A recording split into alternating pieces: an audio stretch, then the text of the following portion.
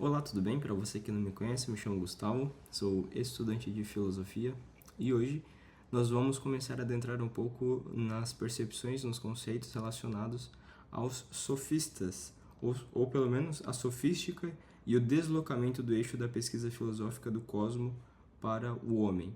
Antes, então, nós tínhamos uma percepção, pelo menos dos físicos, dos filósofos pré-socráticos, de um ponto de vista mais digamos que da physis, né, daquilo que é da natureza.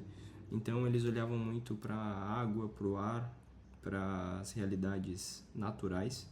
E agora a coisa ela vai começar a mudar, principalmente com os sofistas, porque eles passam a vender o conhecimento deles em busca de algo, que é o próprio dinheiro. Então a lógica da filosofia ela deixa de ser um pouco naturalista pela física e passa a ser um pouco mais voltada ao homem.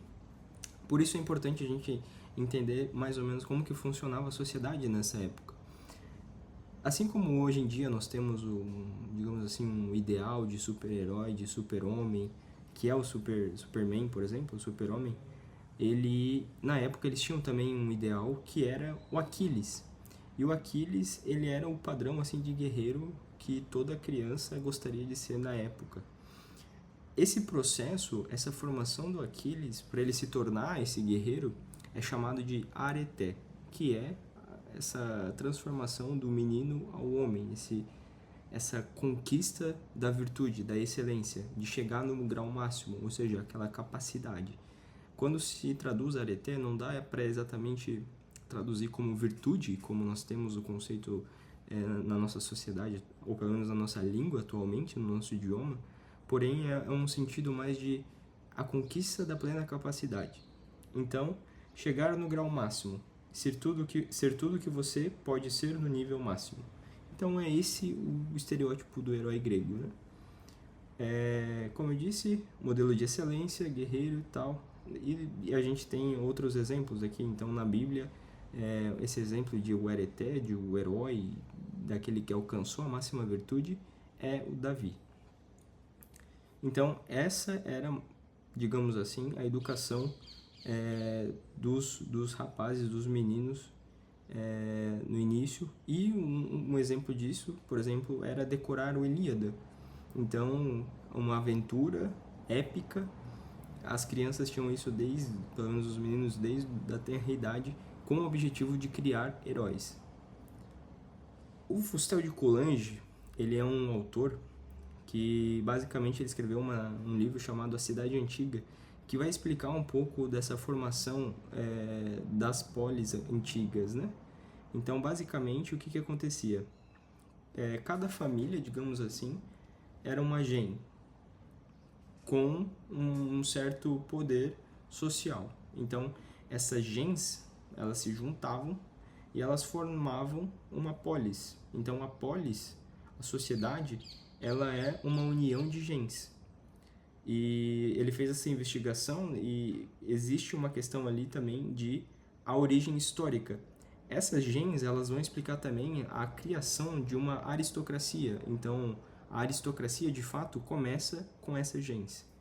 Então, por exemplo, nós temos aqui o Zé. O Zé é o chefe de uma dessas gens, é o chefe da família. O Zé, ele morre e o Zé, por ser uma grande referência, vira Deus. Como que um Deus? E esse Zé é como se ele fosse o patriarca.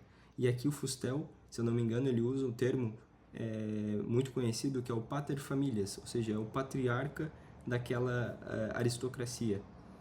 Então, Zé tem um filho que se chama Mané, e o filho, e ele é o Mané, é um homem, Mané é o filho mais velho de Zé. E por isso, ele é o novo pater, e por ser o novo pater e homem, ele presta o culto aos mortos.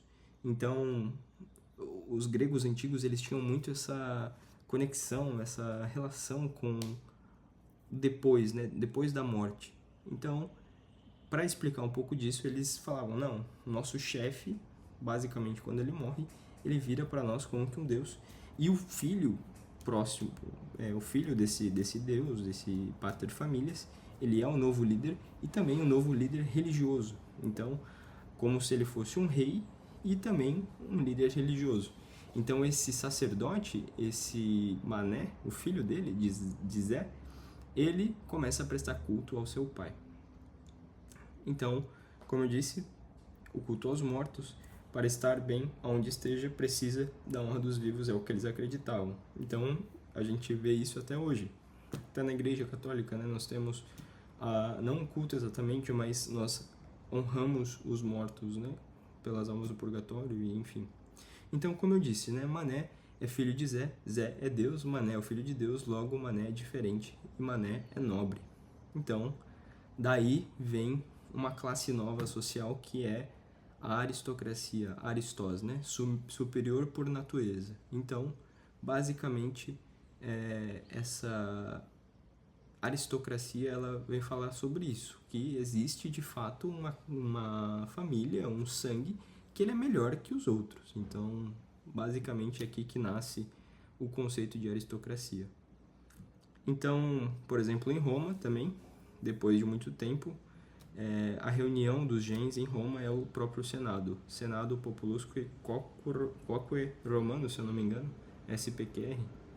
Depois eu me corrijo se eu errei aqui na legenda, tá bom? Então, basicamente, esse é o contexto do início da criação das polis.